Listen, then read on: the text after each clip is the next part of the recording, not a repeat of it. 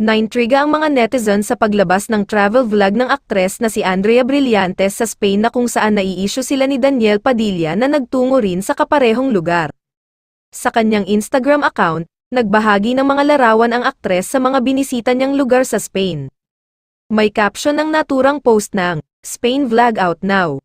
Napa-comment naman ang fans ng aktres sa post na pinalagan nagsasabing magkasama sila ni Daniel. San na mga nagsasabing kasama niya si Daniel sa Spain? Yan na, nag-upload na ng bagong YT vid para sa inyong mga kung ano-ano iniisip. "We are so proud of you B, we love you so much, love you Blythe. Ignore mo na lang mga basher mo, hayaan sila."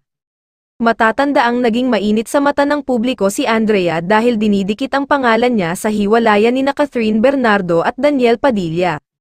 Nais daw ng aktres na si Andrea Brillantes na mag-grow at mag-heal sa 2024. Sa isang interview, tinanong kasi si Andrea kung ano ang nilo-look forward niya sa darating na bagong taon. "Di na kasi ako masyado nag-e-expect, basta growth lang, heal lang," sagot niya. Nang tanungin naman kung ano ang Christmas wish, gusto niya raw matutong magmaneho. "Christmas wish ko, masaya naman na po kasi ako. Healthy yung buong family ko. And maayos naman kami. Siguro Christmas wish ko na lang matuto na mag-drive," tugon ni Andrea. Matatanda ang maugong ang pangalan ng aktres dahil siya raw umano ang third party sa hiwalayan ni Catherine Bernardo at Daniel Padilla.